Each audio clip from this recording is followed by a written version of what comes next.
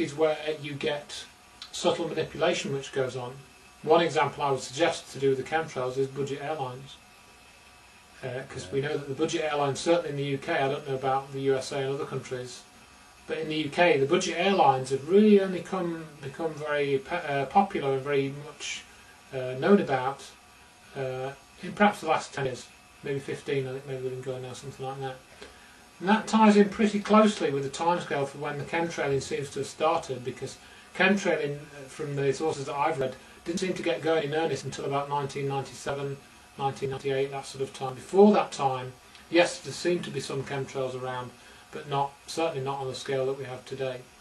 So I do wonder if the budget airlines and the way that they came into existence was, part of this psyop, or psychological operation, to get people used to the idea that yes, there's going to be more air traffic, more regular air traffic, therefore when they look up and they see these trails, they just don't even think about it, because they know there are cheap airlines, they know they can go on holiday more cheaply. Also it's time global warming because of planes. Global warming because of planes, so yeah, I saw part of global warming, and nothing we can do about it, because yeah, hey, we've got to have a holiday, haven't we? So, you do wonder if that's all part of it. What else? So, I haven't really got much, I haven't got any official acknowledgement that anything untoward was going on. What I was going to say about whistleblowers was, what's difficult for people to accept is that if this was going on, why aren't the pilots talking about it? Why aren't the air traffic controllers talking about it? Why aren't weather people talking about it? You see, we have weather people talking about daily weather and the extreme weather. Why aren't they seeing these things? Why aren't they talking about them? This is a really difficult question to answer. The only answer I can give is that it's because they're really not looking for them. They're not awake to the fact that this is going on. They just think it's ordinary aircraft trails. That's the only explanation I can come up with. Because you're programmed in such subtle ways by TV, movies. You look at the Cars movie, the kids' Cars movie. It's got chemtrails drawn in the sky in Cars. So there's Over the Hedge, the other Disney film. They put chemtrails into the animation in the sky. And I've got another web page on which that I put this together. So I didn't find this first. I did notice it on the cover of the Cars DVD. They've got like a chemtrail in the style of a tyre track on the cover of the DVD in the sky. So it's another psychological operation. Disinformation. Yeah. So, and they're travelling probably at about 1,300,000 feet. 13,000. Yeah. 13,000. Well, I think what I've heard is, the other thing I didn't mention previously is that, and again I haven't got any hard data on this, but it is my understanding, and I think you can see some evidence of this just by looking. Right. If you look for long enough, they spray different things at different heights. If you look long enough, you will see different types of trails.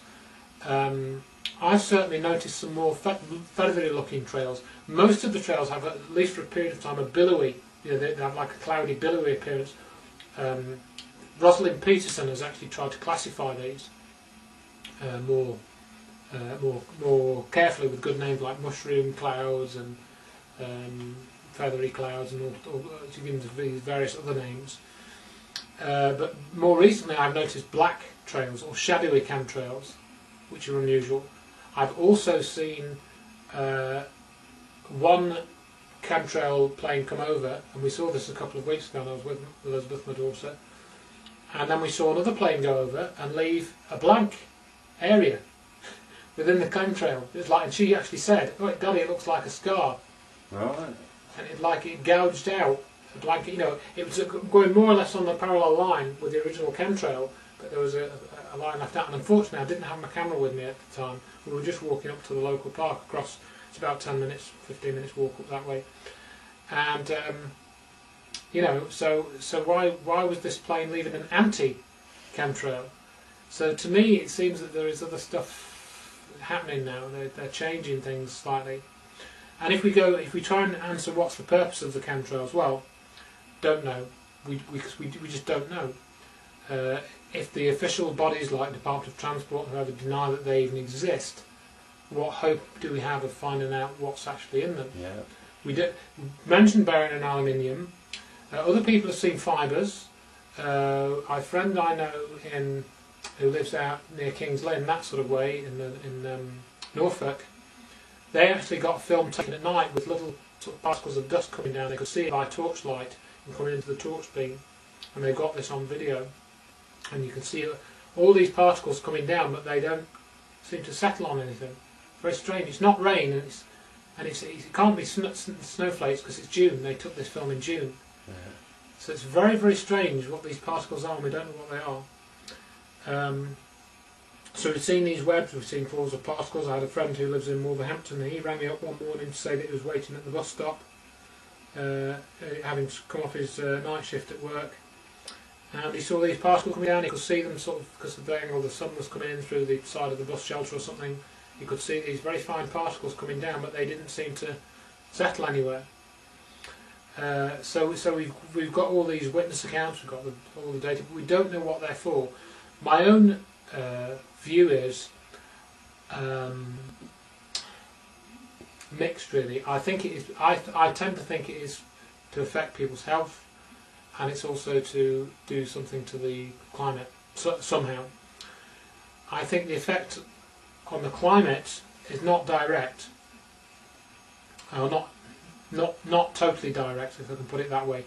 We know that under certain circumstances chemtrails can have a direct effect on the climate because, for example, when I was filming those 42 aircraft on the 4th of February, another day similar, the sky completely fogs over, mists over, temperature drops, reduction in sunlight, that's an effect on the climate, whichever way you look at it, you know. It's a direct, immediate effect on the climate, or almost immediate. So we know that that's one definite effect.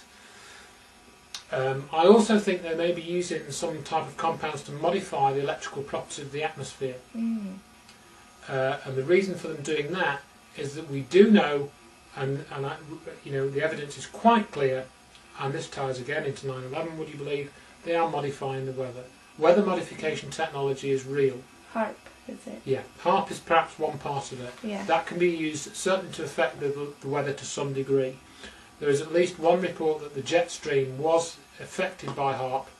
I can't remember what it was. I've got it in some Discovery Channel video. So HAARP, yes. I think there is other weather modification technology, possibly space-based. I've got another presentation which I've put together about weather modification, and this came from Richard Hoagland, where we have a picture of Hurricane Hurricane Rita or Hurricane Ivan, it might even be both of these, where they've got a satellite track of the hurricane. You can see how they've got a colour-coded map, or it's one of these false colour images from a satellite. I think it's from a microwave detector. It fires a microwave beam down and gets a reflection back, a bit like a radar, except it works with microwaves. And you can see these lines, these straight lines within the clouds of the hurricane, right.